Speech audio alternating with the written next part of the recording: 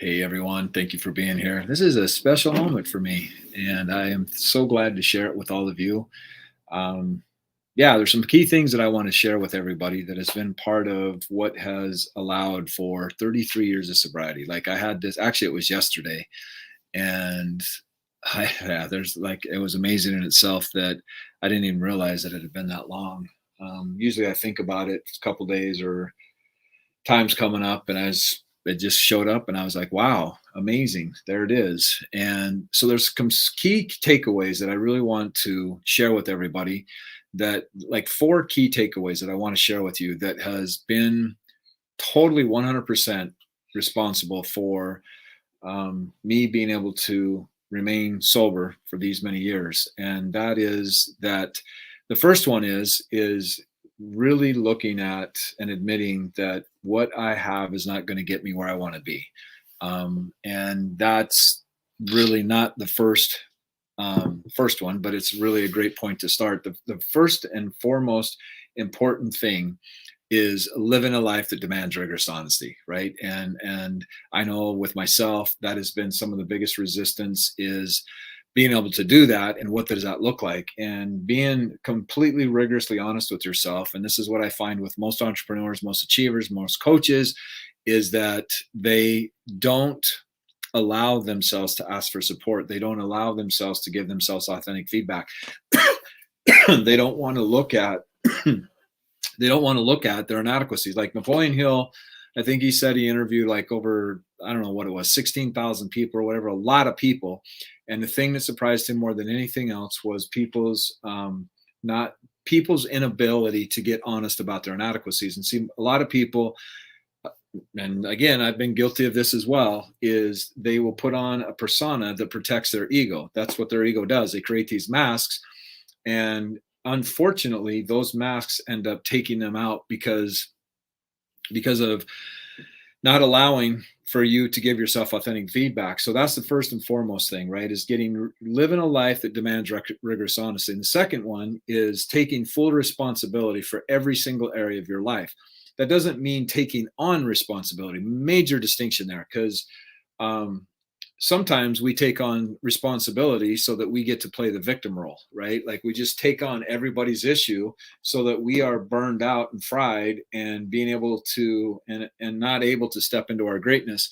So we take all this on, and and taking responsibility for that is us looking at, how am I setting myself up to keep having me create what it is that I'm creating, right? So I really want you to think about that, is what areas of your life do you need to take more responsibility in, right? So it's getting rigorously honest with yourself, is taking responsibility in every area of your life, right? And with that is facing the things that you really don't like facing.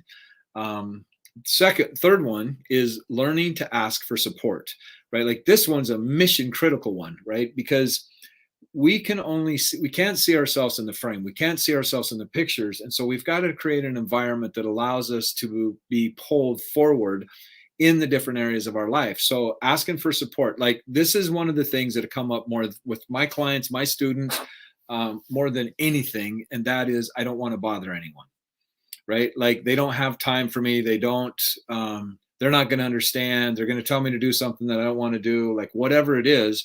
We create these narratives that really deny us asking for one of the greatest resources out there, which is asking for support, right? And then the fourth one is really, after going through all of that, is getting clear on the vision that you want to create, right? Because like there's a lot of people out there that I've witnessed over doing this decades, and a lot of people get by just to get along, right? And that's not what living a sober life is all about. Living a sober life is living vibrantly. It's stepping out into new possibilities. It's letting go of the familiar and creating something that's amazing in our lives. And there's no judgment for anybody, like, right? Like being able to, like, the first couple years was really, really, really challenging for me. Not that I ever had the desire to drink. Like when I made the decision to get clean and sober, um, I was never tempted, right? Because I valued a better quality of life far more than ever going back to what it was that I experienced as drinking and drugging. Like when I drank and did the things that I did, like I almost ended my life and I almost ended my sister's life, wrecked a lot of cars, cost me a lot of money, just created a lot of pain for a lot of people. And so I had enough pain to really commit to the decision that I made. And because I made that decision and I was really committed to it, I was never tempted to go out there and slip. And so understand every decision you make is literally clarifying what you truly value, right? And so but when I said the first couple of years was really, really challenging, is because I was literally creating a whole new inner world for myself.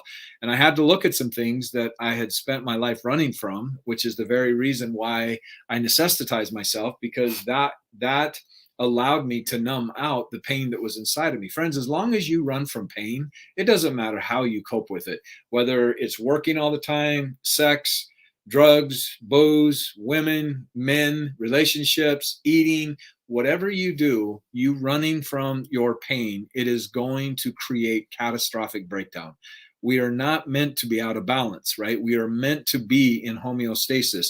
We are designed that way. So going back to, again, getting rigorously honest with yourself. Which area in your life do you struggle looking at and really facing what it is that you get to look at, right? Like there's people that are in relationships that are miserable in it, but they don't want to face the very thing that is keeping them in that relationship, right? There are people that are not looking and facing some of their, and like, hello, like this is all part of my journey, right? And I have had the opportunity to work through the things that I've worked through in order for me to get here. It doesn't mean that I have all this down. It's mastery, right? Like mastery is continually learning and expanding and growing and sorting and sifting and separating and inventorying and all that stuff, right? That's what mastery looks like. So where in your life are you convincing yourself for it to be something different than what it really is? Live a life that demands rigorous honesty. And see, I was fortunate enough, and I know this may sound crazy, but that I took that absolutely literally. Like I went, if I don't get rigorously honest with myself, next time someone else is going to die. Right. And so I took that phrase like my life literally depended on it. Right. Like you've all, if any of you have ever seen me doing lives and things like that, you know I've said this quote many, many times, and that is live like your life depends on it. Because it does. Every decision you are making right now is creating your future. Right. And if we can look at the decisions that we made and what is it that I really valued that had me make that certain decision, then we can start learning to make decisions that are more aligned with what it is that we really want to create.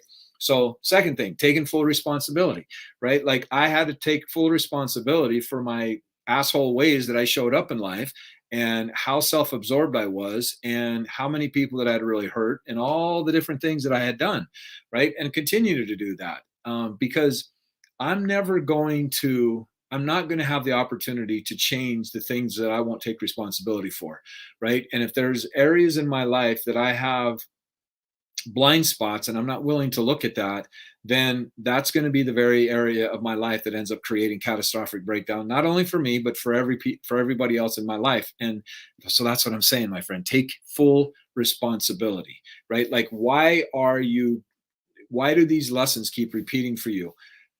Asking people in your life, like, how do you see me? Like, is there anything that I have done that has impacted you being honest and transparent with me? Is there anything that I'm doing in this relationship that doesn't feel like you can be close to me? Is there anything that I'm doing that causes you to feel uncomfortable around me? And a lot of it, you would be amazed that you just start looking at your behavior and how you've shown up in certain areas, and you'll be amazed what you find, right? So that's really, really, really mission critical and important.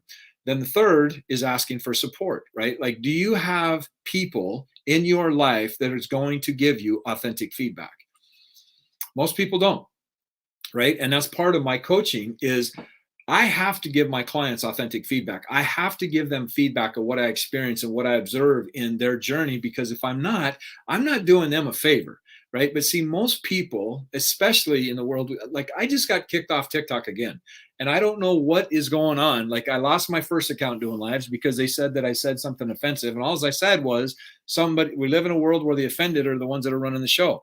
Boom, shut my live down, not able to get back on. And apparently I said something last Tuesday that they didn't like, and boom, I got shut down again. So, that's the world we live in. People get offended, people's accounts get shut down, right? And like that's not freedom of speech. What it is that the people that don't want to take responsibility for what offends them are the ones that are determining what gets put on the internet and not. And the people that created that freedom of speech put their lives on the line. They put their lives on the line so that we have that ability today. Like I get it. There's people that are out of control with freedom of speech. I totally get that. But you know what you can do is you can just scroll and keep going and let that be, right? So really looking at how are you asking for support? Who is giving you authentic feedback, right? And this one I get pretty passionate about. I've lost some relationships in my life, like relationships that have meant the world to me. And the reason they left is because misunderstanding how they interpreted what I said, whatever it was. And I didn't get the opportunity to talk to that person and really say what was going on. So they make assumptions, they make judgments, they create these illusions in their head and thinking what they know it is that actually I'm doing. And they project onto me what they believe is actually what I'm doing. And friends, how many relationships, and this is the society we live in. Like, I just unfriend somebody because they say something that offends me. Like, wow. And not looking at the opportunity to go, why does it offend me? Right? Like that's the greatest opportunity is for us to really look at, why is this offending me? Why am I getting charged over this? Right? Because it's going to keep happening. So what we do is we start having this narcissistic standpoint of going, the whole world has to change so that I don't get offended. No, the reason you're getting offended is because of how you're interpreting the information. This is why support and authentic feedback is mission critical, right? And one of the books that I read, okay, the big book of AA, is like literally calibrated as one of the most spiritual books ever written. Why? Because it teaches you strategies so that you can get authentically honest with who you are, right? But being able, in that book, it says we literally give people the power to kill us. If we don't get control of our inner world, we are going to be walking around super sensitive, and somebody touches us and it's going to trigger us, and we're going to go off into, I got to do whatever I can to medicate or shut down or whatever this feeling that I'm experiencing, right? That is not life. That is not living. In fact, I would ask you this question: what percentage of your life is spent protecting yourself from getting hurt? That is a life-changing question. And when I first had that question drop into my life, I was like, I've spent decades of my life, like 100% of the time, most of the time, like designing my life, protecting myself from getting hurt. How much do you deny because you're afraid of being hurt? What relationships will you not step into because you're afraid of getting hurt? What job opportunities, what wealth opportunities, what business opportunities, what health benefits, like all these different things, because you're afraid of getting hurt. That's not living. That is not living, my friends. We were not designed for that, right? And then the fourth one is getting clear about what it is that you want to create, right? Because if we're not clear what we are going to create, we are going to literally be burning up energy all the time. Because think about what creates confusion. We do not make effective decisions when we are confused, right? And so you're burning up all this energy to protect yourself from making mistakes, letting doubt just absolutely kick your butt, right? Because you don't have clarity in what it is that you want to create, right? Most people spend their lives protecting themselves and not taking risks, and they hold back and they play small, right? And they never, ever take the risk to find out. I'll show everybody the story and then I'll wrap this up. When I was in my early 20s, I got my heart shattered, just shattered, right? Actually, this was a relationship that I valued enough to get completely clean, because it took me like 4 years after the car accident happened for me to get seriously cleaned, just because that's just the way I showed up back then. And anyway, it took me a long time to get over her. And we ended up, I go back to her, would hook up, whatever.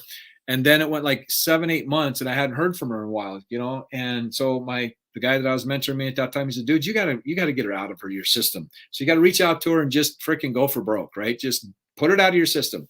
So I call her up and she's like, you know what, Jeff? I just had a baby boy. I'm like, what? Like, I was just taken out of left field. Like, what in the world? How did, like, oh my gosh. And she kept saying some things that I found was interesting. So I ended up calling my mentor afterwards and he's like, dude, that baby's yours. I'm like, what? What do you mean that baby's mine?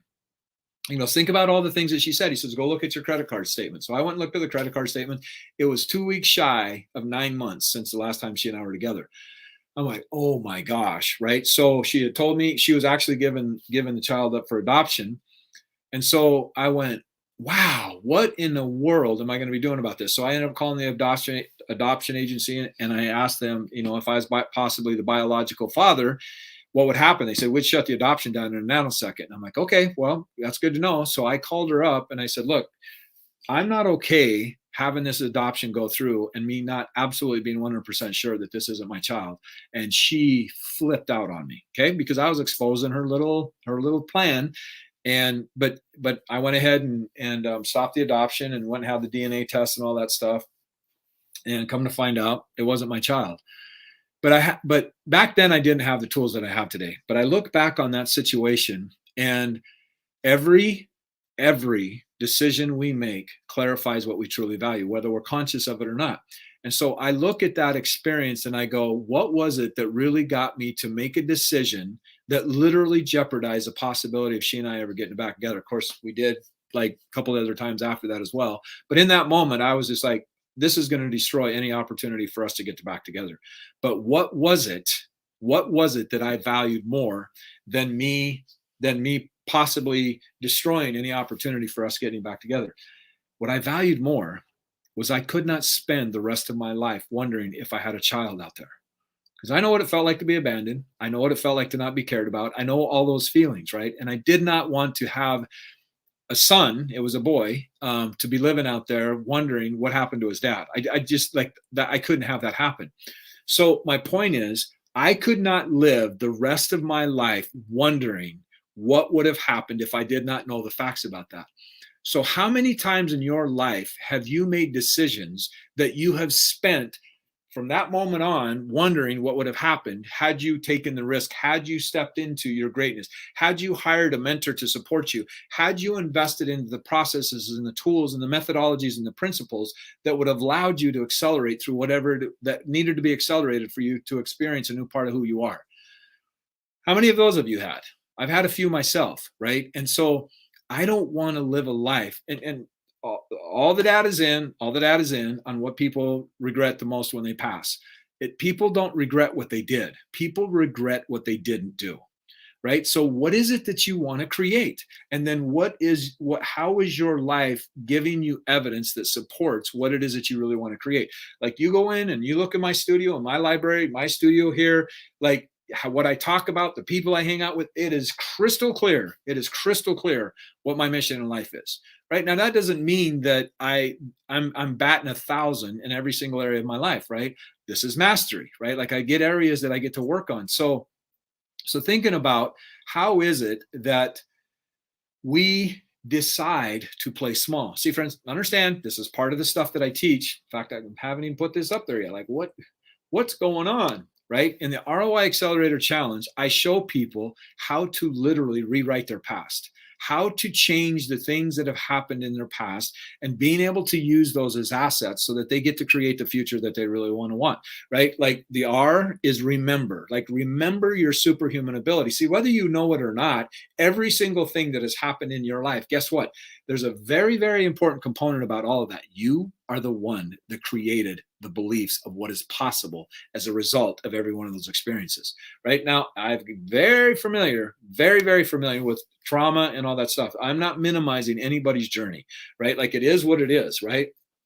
But you have the ability as an adult to rewrite your past. All you need to do is know the strategies and the techniques to make that happen, the methodologies, right? Like that's what you learn in the ROI Accelerator Challenge. The O is for you to optimize, literally getting crystal clear. Like one of the assessments that I do with my clients, it's a couple grand to do it, is getting super clear on what it is that you want to create in the different domains of your life. The different domains is career, relationship, family, personal development, health, and spirituality, right? Like getting super clear. And see, there's reasons why goal setting doesn't work, because what you value at a deeper level is going to drive you far more than a goal is going to get you. Some people set goals and not hit them because it fulfills what they believe is possible, right? Like that's their expectation. Like getting your desires and your expectations at the same level at the same time and put them in harmony. A lot of people have these desires up here and they want to achieve a great and amazing things, but their expectations of what they believe can create is clear down here. Guess what? We are homeostasis. So your desires come down here to meet your expectations. Okay, so that's what the optimize is. The influence aspect of it is for you to be able to influence yourself, to be able to powerfully step through any resistance that you have and being able to influence others in a way that makes you seem to be the only logical choice for whatever it is that you put out there, right? Like people's lives are radically changing in this. And this is my mission in life, right? Because if you don't understand influence, it's being used on you. Case in point, my friends, case in point, people lost their minds. They lost their minds over toilet paper when COVID hit. Why? Why? Because of how they were influenced by the media, right? Like just look up what media means. Media means the goddess of illusion. And it's on network programs, on channels, on a television, okay? You don't understand how you are being, like I talk about this a great deal, the sham, society's hypnotic altered matrix. All of us are in a trance. It's just understanding picking what trance you want to be in rather than having somebody else be the authority that determines what trance you get put in. That, my friend, is freedom. That is freedom, my friend. There's a reason why people are fighting over right wing, left wing, and not even comprehending that both of these wings are attached to the same bird. Right? Like, remember where we were at when 9/11 happened? Boom, 9/11 happened. We were no longer separate. We united as a United States.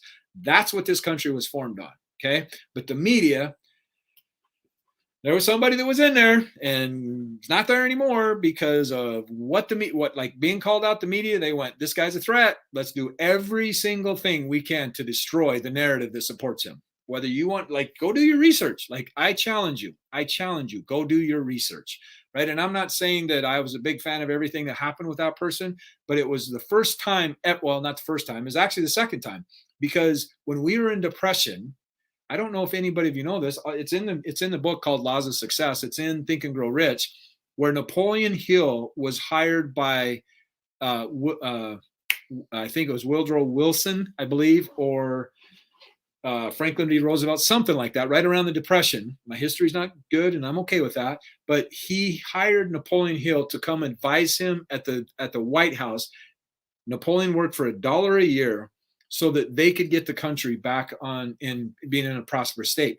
The very first thing that Napoleon did is he went after the radio stations. They started changing the language that was indoctrinated in people's head, right? Like, you want to understand how Hitler almost took over this world? It was through the radio, my friends, and some other things, right? But understand what you are putting into your head is determining what you believe is possible.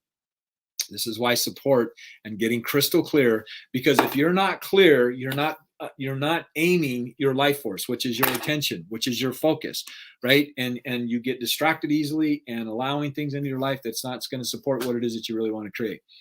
So those are my 4 takeaways, and those 4 takeaways has been allowed me the opportunity to be sober for 33 years. For 33 years. And I remember when I first got sober, I couldn't wait to make it a month. And then I couldn't wait to make it 3 months. And then I couldn't wait to make it 6 months. Like, I used to watch these people in there sharing their stuff when they were 1 year sober, 5 years sober. And I thought these people were amazing. Like, they were the ones that I rode on their backs to get where I'm at today. Right. So,